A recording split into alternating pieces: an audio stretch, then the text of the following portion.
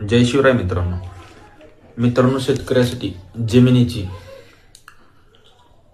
वाटणी आणि जमिनीची मोजणी हा अतिशय महत्त्वाचा विषय. वाटणी झाल्यानंतर वाद भांडण होतात किंवा खरेदी विक्री नंतर सुद्धा जमिनीच्या मोजणीमुळे बऱ्याच प्रमाणात मोठ्या प्रमाणात वाद निर्माण होतात. आणि सध्या सुरू असलेल्या कोर्ट कचऱ्यामध्ये महत्त्वाचे जे काही सर्वात जास्त असलेले वाद आहेत ते सर्व जमीन मोजणी या जमिनीच्या मोजणीच्या पार्श्वभूमीवरती आहेत. आणि जमिनीची मोजणी करायला गेले तर लवकरात लवकर ती मोजणी होत नाही. प्रकरण वर्षानुवर्षे 6 महिने पडून राहतात आणि वाद जास्त चिघळतात. या पार्श्वभूमीवरती जमिनीची मोजणी अचूक पद्धतीने व्हावी, लवकरात लवकर व्हावी यासाठी शासनाच्या माध्यमातून अनेक साऱ्या उपाययोजना केल्या जात आहेत. आणि याच्याच अंतर्गत एक मोठी मागणी केली जात होती ते भूकर मापकाची उपलब्धता मोठ्या प्रमाणात मापक कमी असल्यामुळे या मोजण्या होत नाहीत अशा अनेक साऱ्या तक्रारी होत्या. आणि याच पार्श्वभूमीवरती अखेर राज्य शासनाच्या माध्यमातून खाजगी भूकर मापकाची नेमणूक करण्यासाठी मंजुरी देण्यात आलेली आहे. 25 मार्च 2026च्या GR नुसार आता जिल्हा स्तरावरती भूकर मापक नेमण्यासाठी मान्यता देण्यात आलेली आहे. मित्रांनो, आता पार पडलेल्या अर्थसंकल्पीय अधिवेशनामध्ये सुद्धा याच्या संदर्भात एक आश्वासन देण्यात आलेलं होतं आणि ताबडतोब हे अधिवेशन सुरू असतानाच हा GR या ठिकाणी काढण्यात आलेला आहे.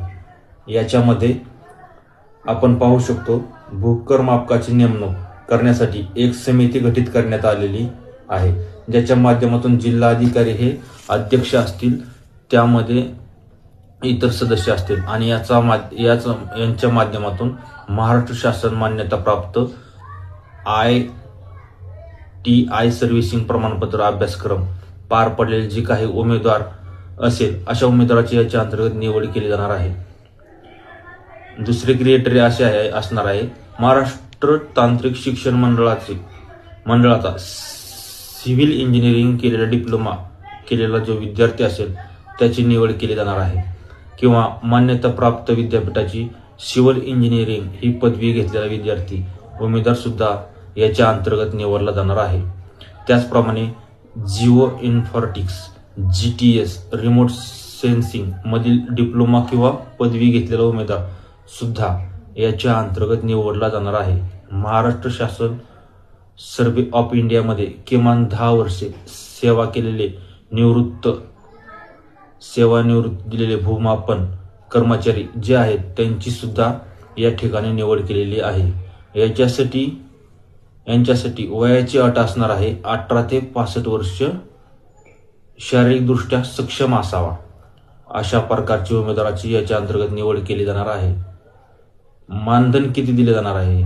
किमान वेतन अधिनियम आणि लागू अधिनियमांचे पालन बंधनकारक राहील. याच्या अंतर्गत नियुक्त परवानाधारक भूमापकास प्रति महिना रुपये 35,000 एवढे मानधन देण्यात येणार आहे.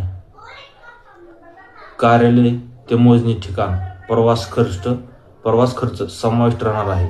याच्या अंतर्गत आपण जर पाहिलं तर भूमी अभिलेख विभागामार्फत 2 आठवड्याचे प्रशिक्षण या उमेदवाराला अनिवार्य राहील. प्रशिक्षण शुल्क प्रति दिवस 1,000 रुपये राहणार आहे.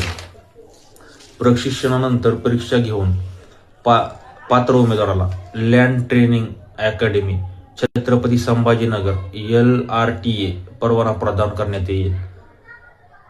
आता याचा परवाना 2 वर्षासाठी वैध राहील. 2 वर्षात कामगिरी जर चांगली असली तर वाढ दिली जाईल. कामगिरी जर कमी असल्यास अतिरिक्त प्रशिक्षण दिलं जाईल. आणि परवाना कालावधी संपण्यापूर्वी 1 महिन्याच्या आधी नूतनीकरण करणे हे बंधनकारक असणार आहे. परवाना रद्दीकरण कोणाचं करण्यात येणार आहे तर मित्रांनो 4 महिने परवाना न वापरल्यास भ्रष्टाचार, गुन्हेगारी या कारणास्तव परवाना रद्द करण्यात येईल. भूमापकाने एजन्सी सोडल्यास अधिकाऱ्याने 48 तासाच्या आतमध्ये पर्यायी व्यक्ती नियुक्त करणे आवश्यक आहे. परवानाधारक भूमापक ही जमिनीची मोजणी हद्द कायम संबंधित सर्व कागदपत्रे ई मोजणी 2.0 या प्रणालीवरती अपलोड करतील. आता मोजणी प्रकरण किती केली जाणार आहेत, तर त्याच्यामध्ये दरमहा किमान मोजणी प्रकरणे 20 पूर्ण करणे अनिवार्य राहील. आता 20 प्रकरण म्हणजे काय, तर एक मोजणी प्रकरण म्हणजे 6 उपविभाग किंवा 10 हेक्टर क्षेत्र. एक भूसंपादन मोजणी प्रकरण म्हणजे 3 सर्वे नंबर किंवा 8 उपविभाग आणि एक बिगर शेती मोजणी प्रकरण म्हणजे 8 भूखंड. अशा प्रकारची कमीत कमी 20 प्रकरण ही प्रत्येक महिन्याला मोजणे त्या ठिकाणी बंधनकारक असणार आहे. आणि अशा प्रकारचे आता भूमापक जिल्हा स्तरावरती नियुक्ती करण्यासाठी मंजुरी देण्यात आलेली आहे. आता भूमापक वाढल्यामुळे आणि त्यांना दिलेले टार्गेट देखील वाढल्यामुळे, रोवर सारख्या नवीन टेक्नॉलॉजी आल्यामुळे आता ह्या मोजणीमध्ये अतिशय गती येणार आहे.